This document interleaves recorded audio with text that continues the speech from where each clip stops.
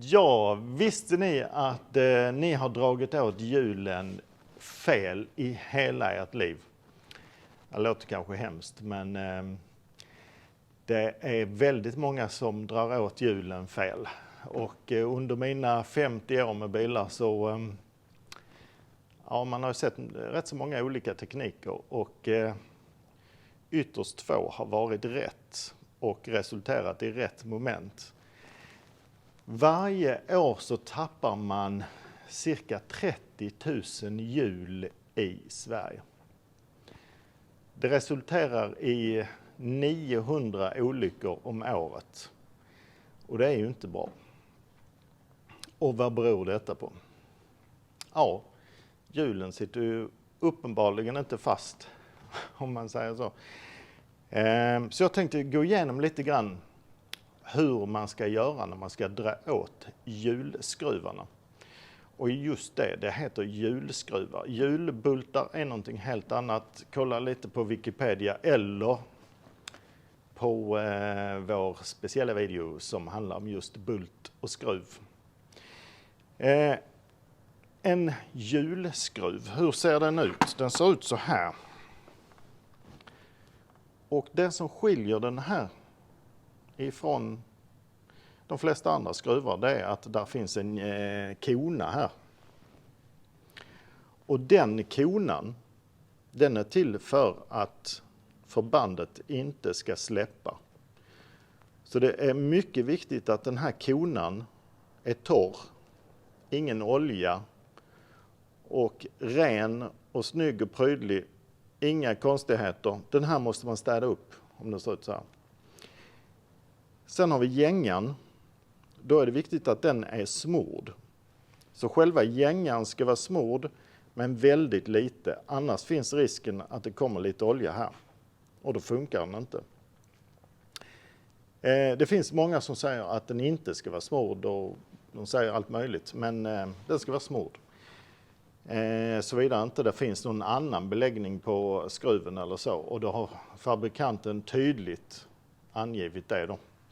Men annars, här ska vara olja på gängan. Olja på gängan.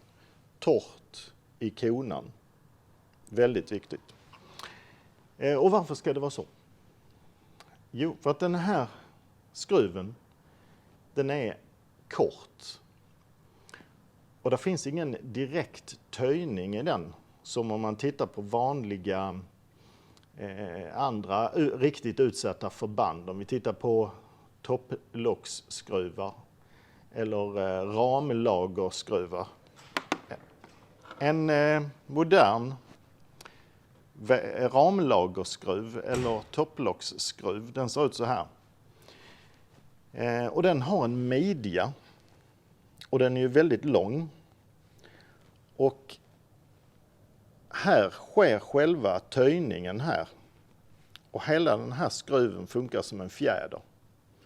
Så när du har dragit åt den här skruven, då finns det jättemycket rörelse som den kan ta upp när det blir varmt och när det blir kallt och den utsätts för stress och så vidare. Och sen låses den utav gängan och framförallt i flänsen här då. Så det är det som skiljer de här två skruvarna.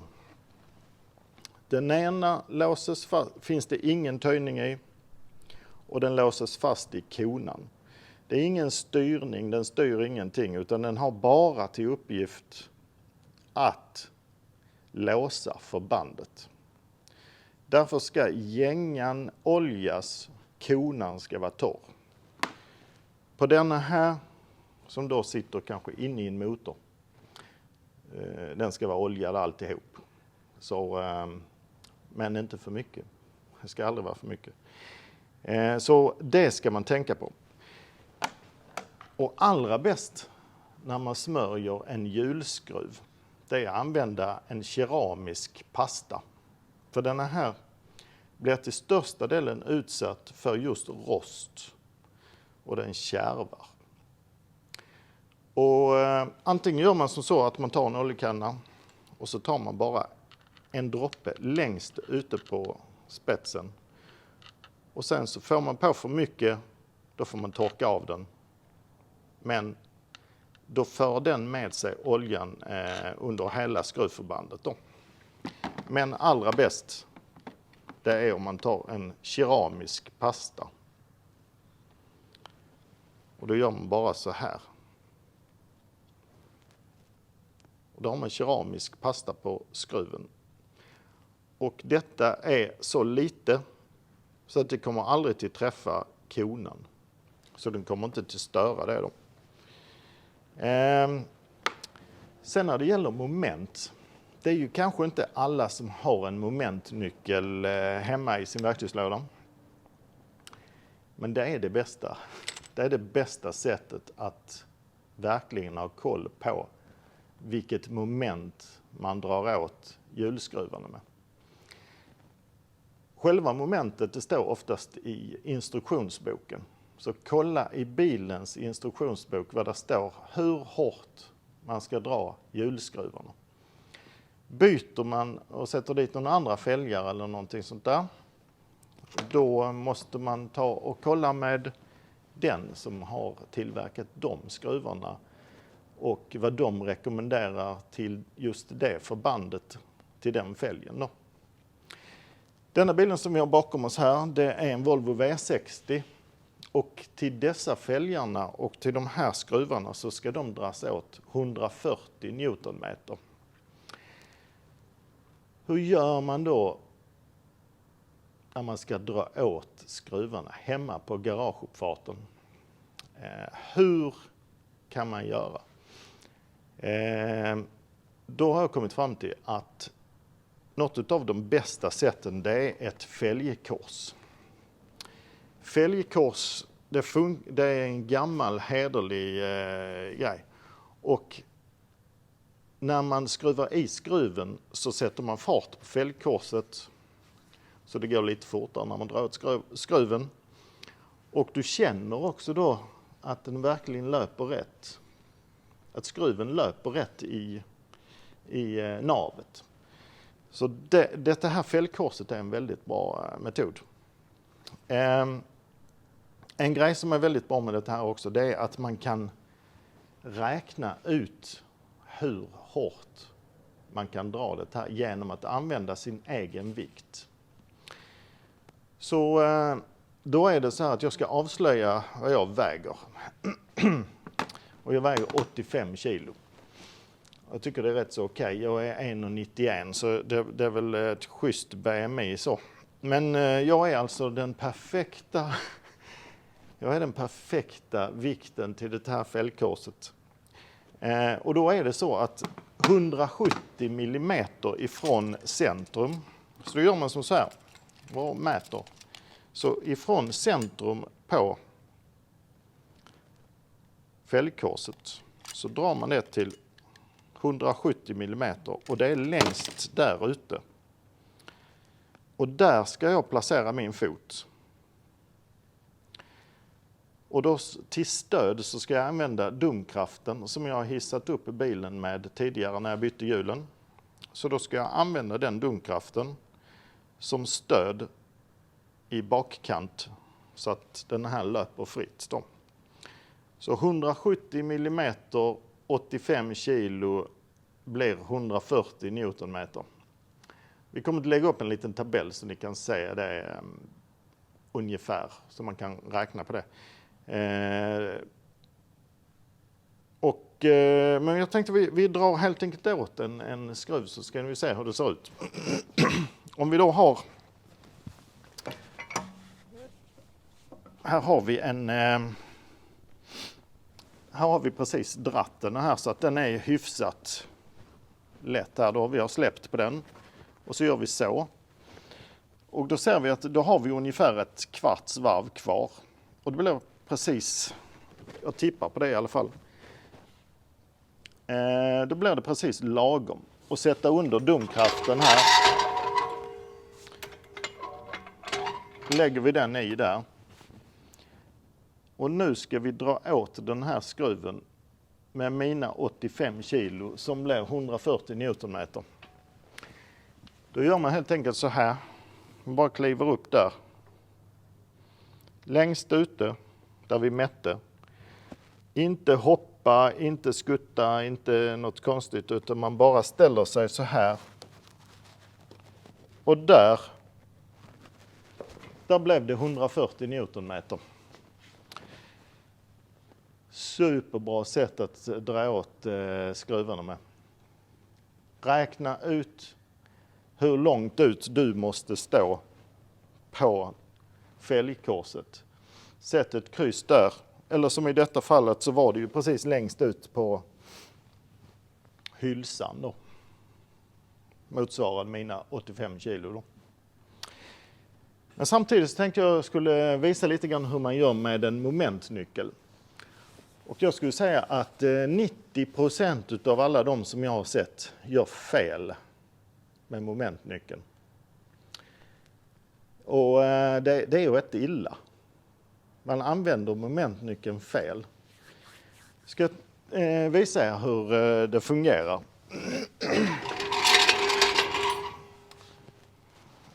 Då tar man momentnyckeln. Den är inställd här på 140 Newtonmeter.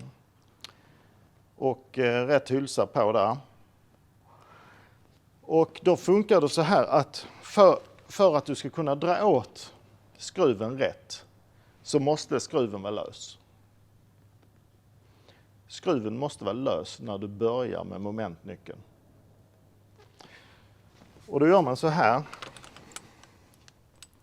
Vi ser till så att den är lös då. Och den måste vara lös på minst ett kvarts varv. Så då kommer du i ingrepp här. Och när du går bortåt här så ska det, när den har liksom kommit emot fälgen, då ska du ta den i ett svep utan att stanna, ingenting. Och så ska det bara ner dit. Och där släpper man. Man ska absolut inte göra så här. Nu gör jag som man inte ska göra då. Så här ska man inte göra. Så ska man inte göra. Det resulterar i ungefär 150-160 Newtonmeter när man gör det här klicket. Hör ni det när du är på en däckverkstad? Ett dubbelklick.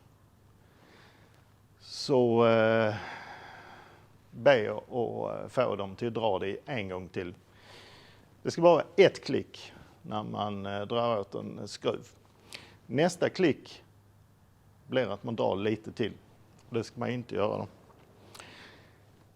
En annan grej som man absolut inte får glömma, det är att efter ungefär 5-10 mil så ska man efterkontrollera skruvarna. Och det ska man ju göra då med momentnyckel eller med den här metoden som jag hade där då.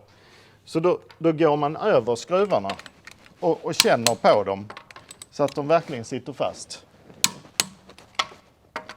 Och det kanske finns lite att dra, men den efterkontroll som man gör. Och det ska man göra efter 10 mil.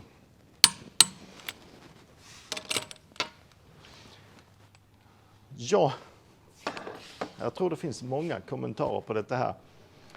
Tveka inte att skriva era kommentarer hur ni brukar göra och vad ni har sett för saker inträffa. Om ni har sett någon bil som har tappat hjulen. Eller ni själva har tappat hjulen. Så är det ju alltid kul att veta. Skadeglädje är det enda sanna glädjen. Nej, men intressant att höra era åsikter. Det är ett hett ämne. Det är många som skruvar hjul. Och det är många som gör fel, tyvärr. Men tveka inte och skriv i kommentarerna hur ni brukar göra och vad ni har sett verkstäder göra. Ha det gött!